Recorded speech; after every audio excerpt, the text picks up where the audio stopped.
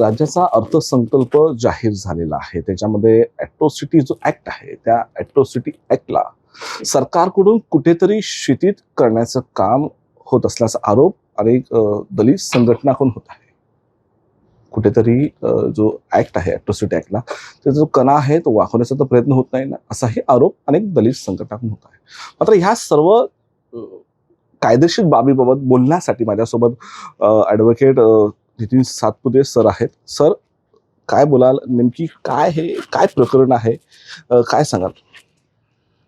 असं आहे की सध्या विधान भवनामध्ये जे अधिवेशन चालू आहे तिथे संजय शिरसाट जे मंत्री आहेत सोशल जस्टिसचे, त्यांनी एक विधान केलं की ॲट्रॉसिटी ॲक्ट जो आहे, दलित अत्याचाराचा कायदा, अनुसूचित जाती जमाती अत्याचार प्रतिबंधक कायद्याबद्दल त्यातील जे आरोपी जे गुन्हे दाखल होतात पोलीस स्टेशनला, त्या आरोपींना अटक करण्याबाबतचं त्यांचं एक स्टेटमेंट होतं. त्यांचं असं म्हणणं की खोटे गुन्हे दाखल होतात. मुळामध्ये आमचा आक्षेप तोच आहे की खोटे गुन्हे दाखल होतात, याला आधार काय? दुसरी गोष्ट, खोटे गुन्हे दाखल होतात म्हणून आरोपींना अटकच करायचं नाही, त्यांची चौकशी झाली पाहिजे आणि मग सिद्ध झालं तर त्यांना मग अटक करायचं. आता हे जे स्टेटमेंट आहे ना, एकदम बालबुद्धीसारखं स्टेटमेंट केलेलं आहे. गुन्हा सिद्ध जो होतो तो न्यायालयात होतो, तो पोलीस स्टेशनला सिद्ध होत नाही.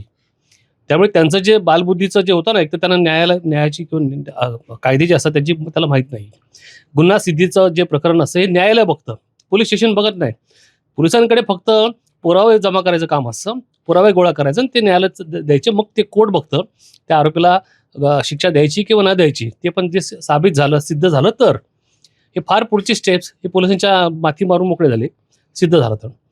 त्यामुळे होतं काय, यांना कायद्याचं नॉलेज नाही आहे. पहिली गोष्ट, सोशल जस्टिस हे डिपार्टमेंट जे आहे, हा विभाग जो आहे, हा समाजातील तळागाळातील अनुसूचित जाती व जमाती यांच्या उत्थानाकरता, त्यांच्या एम्पॉवरमेंट करता, त्या खात्याचं नाव आहे सामाजिक न्याय.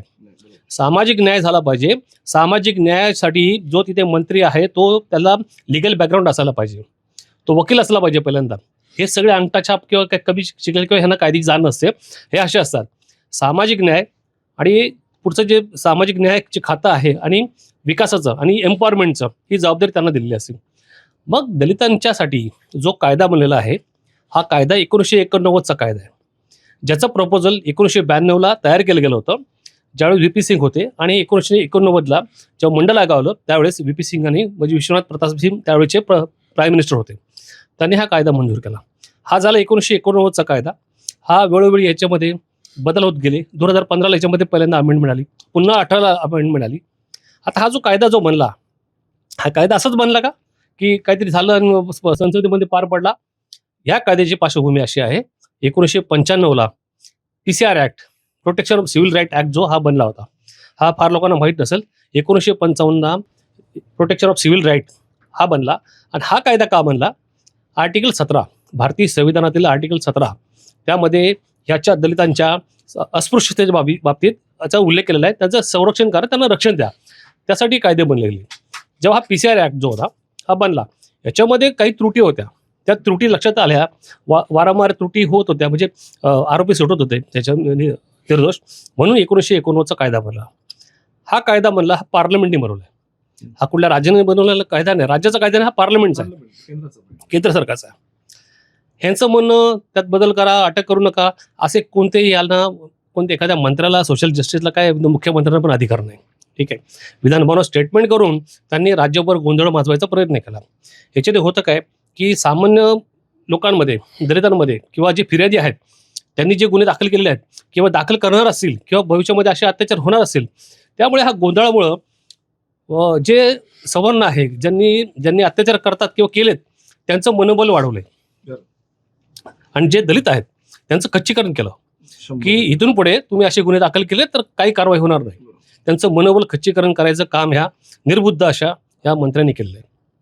दुसरी गोष्ट, हा जो कायदा, ह्या कायद्यामध्ये हा जो कायदा पास झाला, आर्टिकल 17ला याचा आधार आहे. आता हे वेळोवेळी, हे जसं यांनी स्टेटमेंट केलं, वेळोवेळी ह्या कायद्याला, हा कायदा डायल्यूट करायचा प्रयत्न झाला. तुम्हाला माहीत असेल, याच्या अगोदर 2018ला जेव्हा भीमा कोरेगाव वगैरे झालं होतं, त्यावेळेस सुभाष काशीनाथ महाजन यांच्यावरती गुन्हा दाखल झाला होता ॲट्रॉसिटीचा, तो गुन्हा रद्द करायला त्या गुन्ह्यामध्ये जामीन घेण्यासाठी सुभाष काशीनाथ महाजन हे उच्च न्यायालयात आले होते. उच्च न्यायालयामध्ये जस्टिस धर्माधिकारी जे धर्माधिकारी होते त्यांनी यांचा अपील जे होतं ते रद्द केलं. त्यांचा अर्ज जामीन अर्ज नाकारला. मग हे प्रकरण गेलं सर्वोच्च न्यायालयामध्ये. सर्वोच्च न्यायालयामध्ये जेव्हा हे प्रकरण गेलं त्यावेळी त्या ठिकाणी जे डिव्हिजन बेंच होतं त्यांनी ह्या सुभाष काशीनाथ महाजनच्या केसमध्ये असं सांगितलं आणि असं ऑब्झर्वेशन केलं की जर एखाद्या व्यक्तीविरुद्ध गुन्हा दाखल झाला, ॲट्रॉसिटी ॲक्टखाली गुन्हा दाखल झाला, तर त्या व्यक्तीला अटक करण्यासाठी उपायुक्तपेक्षा खालच्या दर्जाचा नाही असा अधिकारी किंवा जो व्यक्ती शासकीय कर्मचारी असेल तर त्याच्या सुपरिटेंडंटच्या परवानगीशिवाय त्याला अटक करता येत नाही. अशा प्रकारचे बरेच नियम घालून दिले.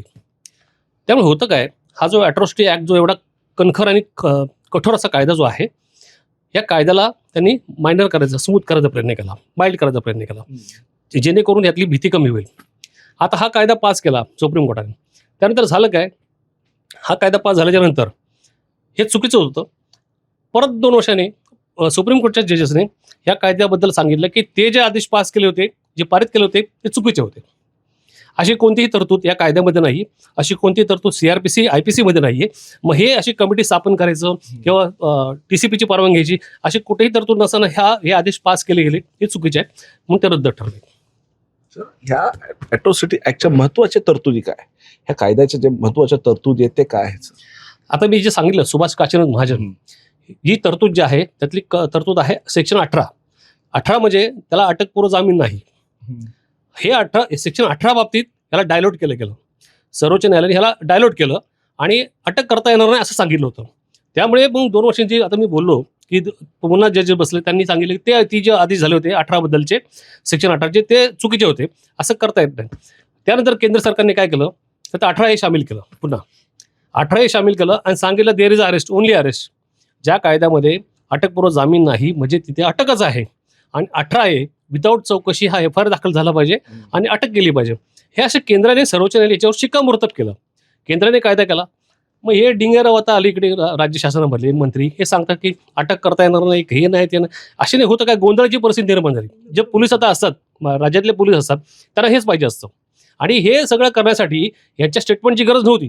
जसं अर्नेश कुमार जे झालं, अर्नेश कुमारच्या जजमेंटमध्ये सांगितलं ज्या केसमध्ये 7 वर्षापर्यंत शिक्षा आहेत अशा केसमध्ये अटक करता येत नाही आणि ती तरतूद करा त्यामध्ये, असं म्हटलं होतं.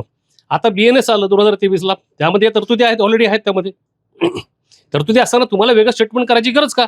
बरं, दुसरी गोष्ट, 7 वर्षापर्यंत जे 41 जे पूर्वी होतं किंवा आता 35(3) आहे, ही तरतूद या कायद्याला लागू होत नाही. तरी देखील हे राज्य शासनातील हे शासन करते, हे मंत्री, सामाजिक न्याय मंत्री, समाजाचा न्याय करणारे, हे अन्याय करतायत आणि सांगतात की पोलिसांनी अटक करू नये. त्यामुळे यांचं जे म्हणणं जे आहे, स्टेटमेंट हे फार चुकीचं आहे. ज्या औरंगाबादमधून हे निवडून आले त्या दलित समाजाच्या मतावरच हे निवडून आलेले आहेत आणि त्यांच्याविरुद्ध हे असे जे संबोधनं करतायत, अशी विधानं करतायत, जेणेकरून दलितांवरती अत्याचार होतच राहील आणि हा कधी संपणार नाही. त्यामुळे मूळ उद्दिष्ट जे होतं आर्टिकल 17चं, जो त्याचा हेतू होता, हा हेतू कुठेतरी डिफीट झालेला आहे. सर, अटक न करता त्याची चौकशी बसवणं म्हणजे याला कुठेतरी जो आरोपी आहे त्याला संरक्षण देण्यात नाही, त्याच्याबद्दल काय बोललं सर? मुळात आता असं आहे, त्यांनी एक शब्द वापरले, गुन्हा दाखल झालो चौकशी. चौकशी आणि तपास यात फरक असतो. ही साधी सिंपल थिंग आहे, साधी बाबी त्या मंत्र्यांना माहीत नाही. गुन्हा दाखल झाला चौकशी होत नसते, तपास होत असतो. तो गुन्ह्याचा तपास की हा गुन्हा दाखल झालाय, या ठिकाणी कुठेतरी अपराध घडलेला आहे, त्या बाबतीत तपास करायचा आणि साक्षी पुरावे गोळा करायचे. चौकशी हा भाग असतो, हा गुन्हा दाखल करायच्या अगोदरचा भाग असतो. तो सर्वोच्च न्यायालयाने वगळलाय. त्यांनी सांगितलं की याच्यामुळे चौकशी होणार आहे. सेक्शन 18 त्या कायद्याला सेक्शन 18A जे म्हणतं विना चौकशी तुम्ही गुन्हा दाखल करायला पाहिजे. सर, अटक न करता त्याची चौकशी बसवणं म्हणजे याला कुठेतरी जो आरोपी आहे त्याला संरक्षण देण्यात नाही, त्याच्याबद्दल काय बोललं सर? मुळात आता असं आहे, त्यांनी एक शब्द वापरले, गुन्हा दाखल झालो चौकशी. चौकशी आणि तपास यात फरक असतो. ही साधी सिंपल थिंग आहे, साधी बाबी त्या मंत्र्यांना माहीत नाही. गुन्हा दाखल झाला चौकशी होत नसते, तपास होत असतो. तो गुन्ह्याचा तपास की हा गुन्हा दाखल झालाय, या ठिकाणी कुठेतरी अपराध घडलेला आहे, त्या बाबतीत तपास करायचा आणि साक्षी पुरावे गोळा करायचे. चौकशी हा भाग असतो, हा गुन्हा दाखल करायच्या अगोदरचा भाग असतो. तो सर्वोच्च न्यायालयाने वगळलाय. त्यांनी सांगितलं की याच्यामुळे चौकशी होणार आहे. सेक्शन 18 त्या कायद्याला सेक्शन 18A जे म्हणतं विना चौकशी तुम्ही गुन्हा दाखल करायला पाहिजे. त्यामुळे या ठिकाणी चौकशीचा भाग येत नाही. त्यामुळे ह्या जे मंत्री आहेत त्यांना साधी चौकशी आणि तपासामधला फरक माहीत नाही. 18A जे आहे विना इन्क्वायरी, म्हणजे विदाऊट इन्क्वायरी तुम्ही त्या व्यक्तीविरुद्ध FIR दाखल करू शकता, त्याला अटक करू शकता. त्यामुळे हा कायदा केंद्राच्या कायद्यामध्ये 1999च्या कायद्यामध्ये हे राज्य शासनाचे विधानभवनामधलं स्टेटमेंट त्याला काहीच किंमत नाही, 0 किंमत आहे त्याला. आणि फक्त हे गोंधळ म्हणजे जे सामान्य लोक आहेत, जे काही कमी शिकलेले असतात किंवा कायदा माहीत नसतो, त्यांच्यामध्ये ही परिस्थिती, गोंधळाची परिस्थिती निर्माण केलेली आहे. त्यामुळे हे चुकीचं स्टेटमेंट आहे. मी तर म्हणतो हे जे मंत्री आहेत यांच्यावरती कारवाई व्हायला पाहिजे. यांना मंत्रिपदावर हटवून त्या ठिकाणी न्यायिक क्षेत्रातला एखादा रिटायर्ड जज किंवा एखादा वकील त्याला हे पद देऊन सामाजिक न्याय मंत्री त्याला केलं पाहिजे खरं तर. सर, विधानसभेमध्ये जो काय कायद्यामध्ये बदल करण्याची जी काय तरतूद आली आहे म्हणजे ह्या अधिवेशनामध्ये, ती योग्य आहे का आणि याला मान्यता मिळू शकते का, काय सांगाल? हे त्यांचं मी अगोदरपासून सांगितलं, यांचं स्टेटमेंट हे चुकीचं आहे, कायद्याला धरून नाही, कायद्यामध्ये त्याला काही आधार नाही. आणि त्यामुळे जरी यांनी असं काही करायचा प्रयत्न केला तो कोर्टामध्ये टिकत नाही. जर ह्यांनी असा एखादा रेझोल्युशन पास केला, GR पास केला, त्याला हे चॅलेंजेबल असणार. मी स्वतः नक्की नितीन सातपुते स्वतः याला चॅलेंज करणार माननीय उच्च न्यायालयात. असे आम्ही अनेक GR, अनेक कायदे आम्ही चॅलेंज केलेले आहेत आणि हा चॅलेंजेबलच आहे. हा कोर्टात टिकणार नाही आणि हे सरकारला तोंडघशी पडायची वेळ येणार आहे आणि 100% सपशेल हे तोंडघशी पडणार. आणि जो भारताचा जो कायदा आहे केंद्राचा, ॲट्रॉसिटी ॲक्ट जो आहे, दलितांचा अनुसूचित जाती व जमाती अत्याचार प्रतिबंधक कायदा 1989, त्यानंतर सुधारित कायदा जो आहे 2015चा आणि पुन्हा 2018चा, हा कायम राहणार आणि हा अबाधित राहणार. याला कोणतंही सरकार काय सर्वोच्च न्यायालय देखील याला डायल्यूट करू शकलं नाही, याच्यावरती कोणतेही ह्याच्यामध्ये अमेंडमेंट करू शकलं नाही. जर याच्यामध्ये अमेंडमेंट करायची असेल तर 2/3 बहुमताने लोकसभा आणि राज्यसभेमध्ये याला संपूर्ण भारतातून याला पाठिंबा मिळाला पाहिजे. आणि त्या अगोदर सर्व राज्य सरकारांमध्ये हा कायदे ह्याबद्दलचं संशोधन करण्याबाबतचा ठराव पास होणं गरजेचं आहे. त्यानंतर मग लोकसभा आणि मग राज्यसभा, म्हणजे ही फार मोठी कसरत आहे आणि हे या सरकारला या जन्मी काय अजून पुढची 100 वर्षे हे अशक्य आहे. ॲट्रॉसिटी कायद्याबाबत अटक न करण्याचा निर्णय, त्याच्याबद्दल आपल्याला काय वाटतं सर? ॲट्रॉसिटी कायद्याबद्दलच डिस्क्रिमिनेशन का, भेदभाव का? बाकीचे पण कायदे आहेत ना, चोऱ्या होतात, रॉबरी होते, बलात्कार होतो, विनयभंग होतो, पोक्सो होतो. तुम्ही त्यात पण तरतूद करा ना, अशी सगळ्यामध्ये तरतूद करा की गुन्हा दाखल झाला की त्यात अटक करू नका. फक्त विशेष दलित वर्गाचा हा जो कायदा आहे, विशेष वर्गाचा कायदा आहे, तुम्हाला त्याची एवढी भीती का? तुम्ही तोच कायदा घेऊन तुम्ही का विधानं करता? तुम्ही IPC घ्या, BNSS घ्या, बलात्काराचे कायदे घ्या, फसवणुकीचे कायदे घ्या, त्यामध्ये तुम्ही करा ना, सांगा तसं स्टेटमेंट करा की ह्याच्यामध्ये अटक होणार नाही, मग तुम्हाला कळेल. असं कोणत्याही कायद्याबाबत राज्य सरकारला अधिकार नाही. जर त्यांना बनवायचं असेल तर वेगळा तो एखादा कायदा नवीन करू शकतात, त्यात अमेंडमेंट आणू शकतात, पण ती अमेंडमेंट केंद्राला देखील मंजूर असली पाहिजे आणि केंद्राच्या कायद्याला राज्य सरकार अमेंडमेंट करू शकत नाही. फार फार तर CRPC म्हणजे जो प्रोसिजर कोड असतो त्यामध्ये त्या अमेंडमेंट करू शकतात. ह्या कायदा जो आर्टिकल 17 मधून आलेला आहे, अनुच्छेद 17, त्यात कोणताही बदल करता येणार नाही. ही काळ्या दगडावरची रेष आहे. हा कायदा जो आहे हा काही दिवसांनी शेड्यूल 9 मध्ये, जो भारतीय संविधानाचं शेड्यूल 9 असतं, त्यात टाकायचा प्रयत्न होणार आहे आता, किंवा टाकला जाणार आहे. आणि जेव्हा तो शेड्यूल 9 मध्ये जेव्हा जाणार, त्यामुळे भारतातल्या कोणत्याही सरकारला हे अशक्य आहे की ह्याच्यामध्ये कुठला बदल आणायचा. हे अधिकार फक्त केंद्राचे राहणार आणि हा कायदा कधीही आयुष्यात रद्द होणार नाही. आपण एक ॲडव्होकेट म्हणून या कायद्याला चॅलेंज देणार आहे का? हा जो राज्य सरकारने जो काही निर्णय घेतलेला त्या संदर्भात आपण चॅलेंज देणार आहे? मुळात असं आहे, हा जो कायदा जो आहे ना, मी नितीन सातपुते, मी विशेष सरकारी वकील म्हणून मी ह्या कायद्याबद्दल काम करतो, या कायद्यात काम करतो. या दलितांच्या केसेस आम्ही लढतो स्वतः. आम्ही 2018ला आणि 15ला ज्या दुरुस्त्या झाल्या, संशोधन झालं, त्यामध्ये आमचे ड्राफ्ट होते, आम्ही ते केंद्रापर्यंत त्याचा फॉलोअप करून आम्ही तो ॲड करून घेतलेला आहे. ह्याची संपूर्ण जी प्रक्रिया आहे ती आम्हाला माहीत आहे कसं करायचं.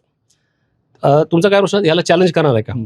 तर हा जर ह्यांनी असं काही केलं तो टिकत नाही. पहिली गोष्ट, जो बुद्धिजीवी वर्ग असतो, इंटेलिजंट असतो, आणि जो वकील वर्ग आहे त्यांना सगळं समजतं, सामान्य लोकांना समजत नाही.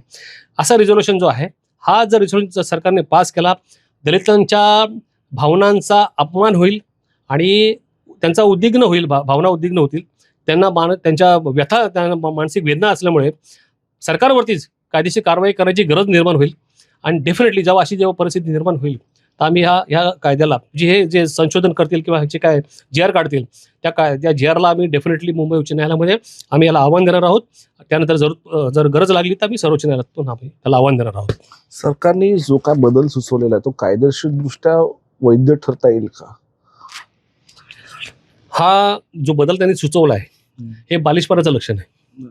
बालिश म्हणजे इव्हन जो लॉचे स्टुडंट असतात ना, आमच्याकडे इंटर्न वगैरे आहेत, त्यांना देखील समजेल की एकदम बालिश बालबुद्धीने आणि अपरिपक्वतेचं दर्शन केलेलं आहे याच्यामध्ये. अशा विशिष्ट कायद्याबद्दल याला स्पेशल लॉ म्हणतात.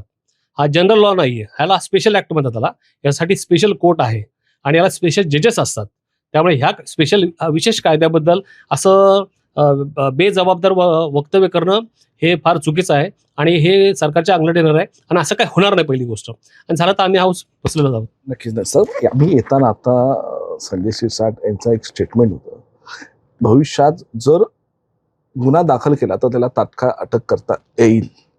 म्हणजे आता ही 5 मिनिटापूर्वीची गोष्ट आहे. त्यांनी असं सांगितलेलं आहे, जे पीडित आहे त्या पीडितांनाही आम्ही संरक्षण देऊ, त्यांच्या जर नोकरीचा प्रश्न आहे तोही आम्ही देऊ. हे कसं काय आणि काय बोला त्याच्याबद्दल सर? नाही, मला कल्पना नाही. तुम्ही सांगताय आता की त्यांनी तात्काळ अटक होईल असं, म्हणजे घुमजाव केला त्यांनी. घुमजाव जर केला असेल तर नक्कीच मी त्यांचं स्वागत करतो या त्यांच्या स्टेटमेंटबद्दल. दुसरी गोष्ट अशी आहे की पुढच्या त्या फॅसिलिटी सांगितल्या, आम्ही त्यांना नोकरी देऊ वगैरे, पीडितांना आम्ही आधार देऊ, मदत करू वगैरे. पण अशा जेव्हा केसेस होतात, जेव्हा ॲट्रॉसिटी केसेस दाखल होतात समजा, तर त्यावरती क्रॉस केस दाखल होतात.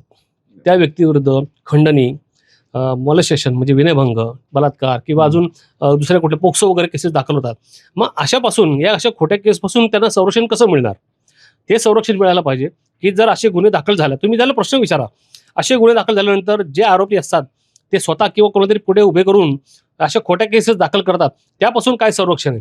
त्यापासून जर संरक्षण व्हायला पाहिजे. एक तर अत्याचार झालेला असतो, त्याची केस दाखल झालेली असते आणि ते झाल्याच्या नंतर आरोपी पुन्हा त्या व्यक्तीवरती अजून एक अत्याचार म्हणजे खोटी केस दाखल करतात आणि त्यात देखील तो बळीत जो असतो, पीडित असतो, तो एकदम त्रासून जातो, त्याला जेल वगैरे व्हावी होते. ॲट्रॉसिटी ॲक्टमध्ये अटक करत नाही, पण जेव्हा क्रॉस केस दाखल होते त्यावेळेस ते नक्की अटक करतात. त्यामुळे हे प्रश्न त्यांना विचारा. जर क्रॉस केस दाखल होते, जेव्हा रेपची दाखल होते, पोक्सोची दाखल होते किंवा विनयभंगाची केस दाखल होते, तेव्हा हाच नियम त्यांना लागू करणार का तुम्ही? त्यांना अटक करू नका म्हणून. आणि ह्या केसचा काय, ऑलरेडी तो आरोपी असतो समोरचा, ॲट्रॉसिटी केसचा आरोपी असतो, तोच कोणतरी मॅनेज करतो किंवा त्याच्या घरातील कुटुंबातील एखादी महिला असते त्याला सांगतो असे केसेस दाखल करा म्हणून. त्या केस सर्रास दाखल होतात. त्याबाबतचं एक निवेदन, एक GR त्यांनी दाखल करायला पाहिजे, जारी करायला पाहिजे सरकारने पोलिसांसाठी. अशी जर क्रॉस केस आली तर ती घेऊ नये, त्यात चौकशी करा तुम्ही, त्यात पहिली चौकशी करा आणि मग तुम्ही ते इम्प्लिमेंट करा. जसं सर्वोच्च न्यायालयाने सांगितलंय, ललिता कुमारीची जजमेंट जे आहे की तुम्ही दखलपात्र केसमध्ये केस दाखल करा. मग हे त्याबाबत ती जजमेंट आहे, त्याच्या विरुद्ध तुम्ही जजमेंट द्या, नाही का, तुम्ही GR काढा, स्टेटमेंट करा, सॉरी असे स्टेटमेंट तुम्ही करा, ते तुम्ही करत आहे. पण हे असं झालं पाहिजे, ॲट्रॉसिटीची केस दाखल झाल्याच्या नंतर त्या पीडितेला, जो पीडित किंवा बळीत असतो त्याला संरक्षण मिळालं पाहिजे, खोट्या केसपासून पण संरक्षण मिळालं पाहिजे. धन्यवाद आपण टॉपिक मराठीशी बोलल्याबद्दल. तर हे होते ॲडव्होकेट नितीन सातपुते यांनी कायदेसंदर्भात जी काय माहिती दिलेली आहे त्यात महत्त्वाची आहे आणि ह्या माहिती सरकारपर्यंत पोहोचणंही अत्यंत महत्त्वाचं ठरणार आहे. मी धीरज गुलप, शिवाजी काळेसोबत, टॉप न्यूज मराठी, मुंबई.